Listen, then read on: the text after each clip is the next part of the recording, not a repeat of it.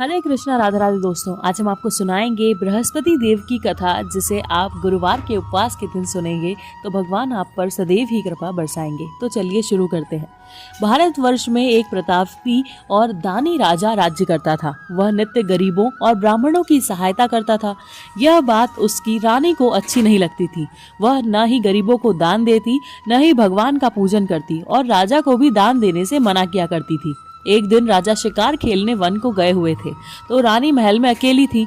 उसी समय बृहस्पति देव साधु वेश में राजा के महल में भिक्षा लेने के लिए गए और भिक्षा मांगी। रानी ने भिक्षा देने से इनकार किया और कहा, हे साधु महाराज, मैं तो दान पुण्य से तंग आ गई हूँ।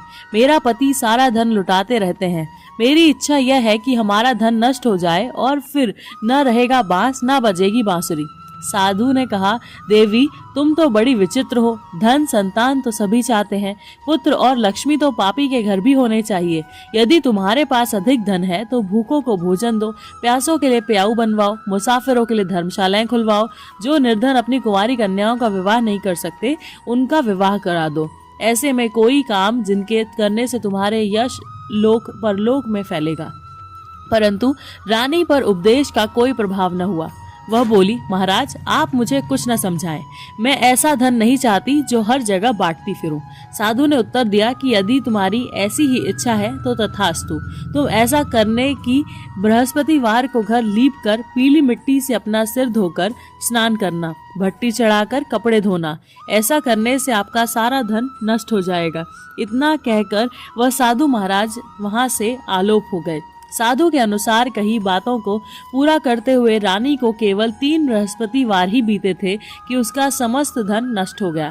भोजन के लिए राजा का परिवार तरसने लगा। तब एक दिन राजा ने रानी से बोला कि हे रानी, तुम यहीं रहो, मैं दूसरे देश को जाता हूँ, क्योंकि यहाँ पर सभी लोग मुझे जानते हैं, इसलिए मैं कोई छोटा कार्य नहीं कर सकता। ऐसा कहकर राजा परदेश चला गया। वहाँ जाकर जंगल से लकड़ी काटकर लाता और शहर में बेचता। इस तरह वह अपना जीवन व्यतीत करने लगा। इधर राजा के परदेश जाते ही रानी और दासी दुखी रहने लगी। एक बार जब रानी और दासी को 7 दिन तक भोजन के बिना रहना पड़ा तो रानी ने अपनी दासी से कहा, हे दासी, पास ही के नगर में मेरी बहन रहती है, वह बड़ी धनवान है, तू उसके पास जा और कुछ लेके आ ताकि बहुत गुजर बसर हो जाए। दासी रानी के बहन के पास गई। उस दिन गुरुवार था। रानी की बहन उसे बृहस्पतिवार के समय व्रत की कथा सुन रही थी। दासी ने रानी की बहन को अपनी रानी का संदेश दिया, लेकिन रानी की बड़ी बहन ने कोई उत्तर नहीं दिया। जब दासी को रानी की बहन से कोई उत्तर नहीं मिला तो वह बहुत दुखी हुई और उसे क्रोध भी आया। दासी ने वापस आकर रानी को सारी बात बता दी। सुनकर रानी ने अपने भाग्य को कोसा। उधर रानी की बहन ने सोचा कि मेरी बहन की दासी आई थी, परंतु मैं उससे नहीं बोली, इससे वह बहुत दुखी हुई होगी। कथा सुनकर और पूजन समाप्त करके वह अपनी बहन के घर गई और कहने लगी, हे बहन, मैं बृहस्पतिवार का व्रत कर रही थी। तुम्हारी दासी मेरे घर आई थी, परंतु जब तक कथा होती है तब तक न तो उठते हैं और न ही बोलते हैं, इसलिए मैं नहीं बोली। कहो दासी क्यों गई थी? रानी बोली, बहन तुमसे क्या छुपाऊं, हमारे घर में खाने तक को अनाज नहीं था। ऐसा कहते कहते रानी की आंखें भर आई। उसने दासी समेत पिछले 7 दिनों से भूखे रहने तक की बात अपनी बहन को विस्तार पूर्वक सुना दी। रानी की बहन बोली, देखो बहन, भगवान बृहस्पति देव सबकी मनोकामना को पूर्ण करते हैं। देखो शायद तुम्हारे घर में अनाज रखा हो। पहले तो रानी को विश्वास नहीं हुआ, पर बहन के आग्रह करने पर उसने अपनी दासी को अंदर भेजा तो सचमुच अनाज से भरा हुआ एक घड़ा मिल गया। यह देखकर दासी को बड़ी हैरानी हुई। दासी रानी से कहने लगी, हे रानी, जब हमको भोजन नहीं मिलता तो हम व्रत ही तो करते हैं, इसलिए क्यों न इनसे व्रत और कथा की विधि पूछ ली जाए ताकि हम भी व्रत कर सके। तब रानी ने अपनी बहन से बृहस्पतिवार व्रत के बारे में पूछा। उसकी बहन ने बताया, बृहस्पतिवार के व्रत में चने की दाल, मुनक्का से विष्णु भगवान को केले की जड़ में पूजन करें तथा दीपक जलाएं, व्रत कथा सुने और पीला भोजन ही करें। इससे बृहस्पति देव प्रसन्न होते हैं। व्रत और पूजन विधि बताकर रानी की बहन अपने घर को लौट गई। 7 दिन बाद जब गुरुवार आया तो रानी और दासी ने व्रत रखा। घुड़साल में जाकर चना और गुड़ लेकर आई। फिर उसे केले की जड़ तथा विष्णु भगवान के पूजन किया। अब पीला भोजन कहाँ से लाएं? इस बात को लेकर दोनों बहुत ही दुखी हुई। चूंकि उन्होंने व्रत रखा था इसलिए बृहस्पति देव उनसे प्रसन्न थे, इसलिए वे एक साधारण व्यक्ति का रूप धारण कर 2 थालों में सुंदर पीला भोजन दासी को दे गए। भोजन पाकर दासी प्रसन्न हुई और फिर रानी के साथ मिलकर भोजन ग्रहण किया। उसके बाद वे सभी गुरुवार को व्रत करने लगी। बृहस्पति भगवान की कृपा से उनके पास फिर से धन संपत्ति आ गई, परंतु रानी फिर से पहले की तरह आलस्य करने लगी। तब दासी बोली, देखो रानी, तुम पहले भी इस प्रकार आलस्य करती थी, तुम्हें धन रखने से कष्ट होता था, इस कारण सभी धन नष्ट हो गया, और अब जब भगवान बृहस्पति की कृपा से धन मिला है तो तुम फिर से आलस्य होता है।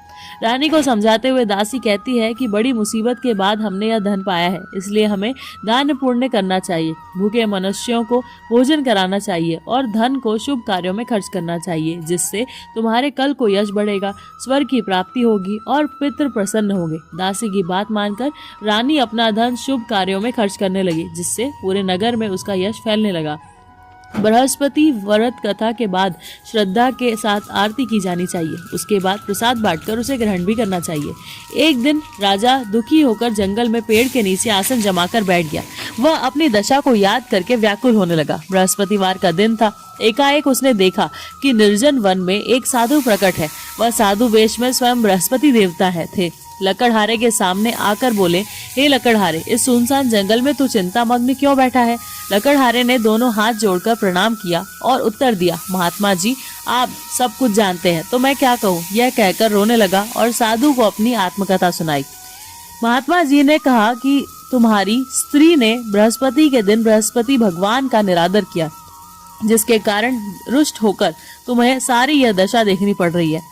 तब तुम चिंता को दूर करके मेरे कहने पर चलो तो तुम्हारे सब कष्ट दूर हो जाएंगे और भगवान पहले से भी अधिक संपत्ति देंगे। तुम बृहस्पतिवार के दिन कथा किया करो। 2 पैसे के चने मुनक्का लाकर उसका प्रसाद बनाओ और शुद्ध जल में लोटे के साथ शक्कर मिलाकर अमृत तैयार करो तथा कथा के पश्चात अपने सारे परिवार और सुनने वाले प्रेमियों में अमृत व प्रसाद बांटकर आप भी ग्रहण करो। ऐसा करने से भगवान तुम्हारी सभी मनोकामनाएं पूर्ण करेंगे। साधु के ऐसे वचन सुनकर लकड़हारा बोला, हे प्रभु, मुझे लकड़ी बेचकर इतना पैसा नहीं मिलता जिससे भोजन के उपरांत कुछ बचा सकूं। मैंने रात्रि में अपनी स्त्री को व्याकुल देखा और मेरे पास कुछ भी नहीं है जिससे मैं उसकी खबर बना सकूं।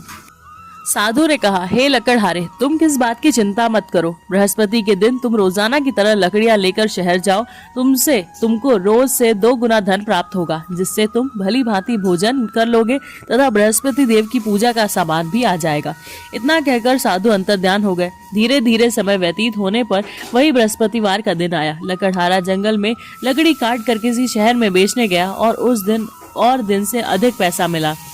राजा ने चना गुड़ आदि लाकर गुरुवार को व्रत किया। उस दिन से उसके सभी कलेश दूर हो गए, परंतु जब दोबारा गुरुवार का दिन आया तो बृहस्पतिवार का व्रत करना भूल गया। इस कारण बृहस्पति भगवान नाराज हो गए। उस दिन उस नगर के राजा ने विशाल यज्ञ का आयोजन किया तथा शहर में यह घोषणा करा दी कि जो कोई भी मनुष्य अपने घर में भोजन न बनावे व न आग जलावे, समस्त जनता मेरे यहाँ भोजन करने आवे। इस आज्ञा को जो न मानेगा उसे फांसी की सजा दी जाएगी। इस तरह की घोषणा संपूर्ण नगर में करवा दी गई। राजा की आज्ञा अनुसार शहर के सभी लोगों को भोजन करने गए, लेकिन लकड़हारा कुछ देर से पहुंचा, इसलिए राजा को अपने साथ घर लिवा ले गए और ले जाकर भोजन करा रहे थे तो रानी की दृष्टि उस खूंटी पर पड़ी जिस पर उसका हार लटका हुआ था। वह वहां से दिखाई नहीं दिया। रानी ने निश्चय किया कि मेरा हार इस मनुष्य ने चुरा लिया।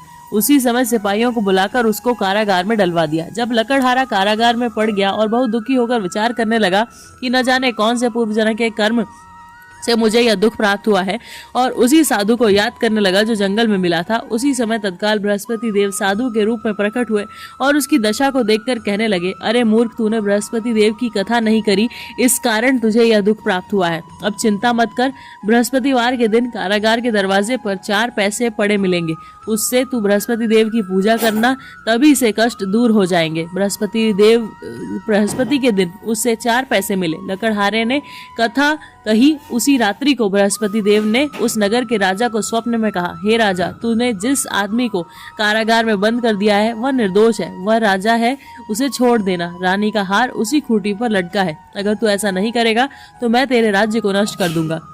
इस तरह रात्रि के स्वप्न को देखकर राजा प्रातःकाल उठा और खूंटी पर हार देखकर लकड़हारे को बुलाकर क्षमा मांगी तथा लकड़हारे को योग्य सुंदर वस्त्र आभूषण देकर विदा कर दिया। बृहस्पति देव की आज्ञा अनुसार लकड़हारा अपने नगर को चल दिया। राजा जब अपने नगर से निकट पहुंचा तो उसे बड़ा आश्चर्य हुआ। नगर में पहले से अधिक बाग, तालाब, कुएं तथा बहुत सी धर्मशाला, मंदिर आदि बन गई थी। राजा ने पूछा, यह किसका बाग और धर्मशाला है? तब नगर के सब लोग कहने लगे कि यह सब रानी और बांदी के हैं। जो राजा को आश्चर्य हुआ और गुस्सा भी आया। जब रानी ने खबर सुनी कि राजा आ रहे हैं तो वह अपनी बांदी से कहती है कि हे दासी, देख राजा हमको कितनी बुरी हालत में छोड़ गए थे। हमारी ऐसी हालत देखकर वो लौट न जाए, इसलिए तू दरवाजे पर खड़ी हो जा। आज्ञा अनुसार दासी दरवाजे पर खड़ी हो गई। राजा आए तो उसने अपने साथ लिवा ले गई। तब राजा ने क्रोध करके अपनी रानी से पूछा कि यह धन तुम्हें कैसे प्राप्त हुआ? तब उसने कहा कि हमें यह धन बृहस्पति देव के इस व्रत के करने से प्रभाव से प्राप्त हुआ है। राजा ने निश्चय किया कि 7 रोज बाद तो सभी बृहस्पति देव का पूजन करते हैं, परंतु मैं प्रतिदिन दिन में 3 बार कहानी तथा रोज व्रत किया करूंगा। अब हर समय राजा के दुपट्टे में चने की दाल बंधी रहती तथा दिन में 3 बार कहानी कहता। एक रोज राजा ने विचार किया कि चलो अपनी बहन के यहाँ ही हो आवे। इस तरह निश्चय कर राजा घोड़े पर सवार होकर अपनी बहन के यहाँ को चलने लगा। मार्ग में उसने देखा कि कुछ आदमी एक मुर्दे के लिए जा रहे थे। उसे रोककर राजा कहने लगा, अरे भाइयों, बृहस्पति देव की कथा सुन लो। वो बोले, लो, हमारा तो आदमी मर गया है और आपको अपनी कथा की पड़ी है। परंतु कुछ आदमी बोले, अच्छा कहो, हम तुम्हारी कथा भी सुनेंगे। राजा ने दाल निकाली और अब कथा आधी हुई थी कि मुर्दा हिलने लग गया और कथा समाप्त हो गई तो राम राम करके मनुष्य उठकर खड़ा हो गया। आगे मार्ग में उसे एक किसान खेत में हल चलाता मिला। राजा ने उसे देख और उससे बोला, अरे भाइयों, तुम मेरी बृहस्पतिवार की कथा सुन लो। किसान बोला कि अब तक मैं तेरी कथा सुनूंगा, तब 4 हरैया जोत लूंगा। जा अपनी कथा किसी और को सुनाना। इस तरह राजा आगे चलने लगा। राजा के हटते ही बैल पछाड़ खाकर गिर गए तथा किसान के पेट में बड़ी जोर से दर्द होने लगा। उस समय उसकी माँ रोटी लेकर आई। उसने जब यह देखा तो पुत्र से यह हाल पूछा और बेटे ने सभी हाल कह दिया। बुढ़िया दौड़ी दौड़ी उस घुड़सवार के पास गई और उसने कहा कि मैं तेरी कथा सुनूंगी, तू अपनी कथा मेरे खेत पर चलकर ही कहना। राजा ने बुढ़िया के खेत पर जाकर कथा कही, जिसे सुनते ही वह बैल उठ खड़ा हुआ और किसान के पेट का दर्द भी बंद हो गया। राजा अपनी बहन के घर पहुंचा। बहन ने भाई को खूब मेहमानी की। दूसरे रोज प्रातःकाल राजा जगा तो वह देखने लगा कि सब लोग भोजन कर रहे हैं। राजा ने अपनी बहन से कहा कि ऐसा कोई मनुष्य है जिसने भोजन नहीं किया हो? मेरी बहन बृहस्पतिवार की कथा सुन ले। बहन बोली, हे भैया, यह देश ऐसा ही है। यहाँ के लोग भोजन करते हैं, बाद में अन्य काम करते हैं। अगर कोई पड़ोस में हो तो मैं देखाऊं। वह ऐसा कहकर देखने चली गई, परंतु उसे कोई भी ऐसा व्यक्ति नहीं मिला जिसने भोजन न किया हो। अतः वह एक कुमार के घर गई जिसका लड़का बीमार था। उसे मालूम हुआ कि उसने यहाँ 3 रोज से भोजन नहीं किया है। रानी ने अपने भाई की कथा सुनने के लिए कुमार से कहा। वह तैयार हो गया। राजा ने जाकर बृहस्पतिवार की कथा कही, जिससे सुनकर उसका लड़का ठीक हो गया और अब तो राजा की प्रशंसा होने लगी। एक रोज राजा अपनी बहन को कहा कि बहन, हम अपने घर को जाएंगे, तुम भी तैयार हो जाओ। राजा की बहन ने अपनी सास से कहा। सास ने कहा, हाँ चली जा, परंतु अपने लड़कों को मत ले जाना, क्योंकि तेरे भाई की कोई औलाद नहीं है। बहन ने अपने भाइयों से कहा, हे भैया, मैं तो चली जाऊंगी, परंतु कोई बालक नहीं जाएगा। राजा बोला, जब कोई बालक नहीं चलेगा तो तुम क्या ही करोगी? बड़े दुखी मन से राजा अपने नगर को लौट आया। राजा ने अपनी रानी से कहा, हम निर्वंशी हैं, हमारा मुंह देखने का धर्म नहीं है और कुछ भोजन आदि नहीं किया। रानी बोली, हे प्रभु, बृहस्पति देव ने हमें सब कुछ दिया है, वह हमें औलाद अवश्य देंगे। उसी रात को बृहस्पति देव ने राजा के स्वप्न में कहा, हे राजा, उठ, अभी सभी सोच त्याग दे, तेरी रानी गर्भ से है। राजा की यह बात सुनकर बड़ी खुशी हुई। 9वें महीने में उसके गर्भ से एक सुंदर पुत्र पैदा हुआ। तब राजा बोला, हे रानी, स्त्री बिना भोजन के रह सकती है, पर बिना कहे नहीं रह सकती। जब मेरी बहन आवे तुम उससे कुछ मत कहना। रानी ने सुनकर हाँ कर दिया। जब राजा की बहन ने यह शुभ समाचार सुना तो वह बहुत खुश हो गई और राजा को बधाई लेकर अपने भाई के यहाँ आई। तभी रानी ने कहा, घोड़ा चढ़कर तो नहीं आई, गधा चढ़ी आई। राजा की बहन बोली, भाभी, मैं इस प्रकार न कहती तो तुम्हें औलाद कैसे मिलती?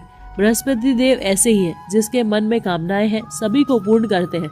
जो सद्भावना पूर्वक बृहस्पतिवार का व्रत करता है एवं कथा पढ़ता है अथवा सुनता है, दूसरों को सुनाता है, बृहस्पति देव उसकी सभी मनोकामनाएं पूर्ण करते हैं। दोस्तों, अगर आपको ये कथा अच्छी लगी हो तो कृपया हमारे चैनल को जरूर सब्सक्राइब कीजिएगा। राधे राधे।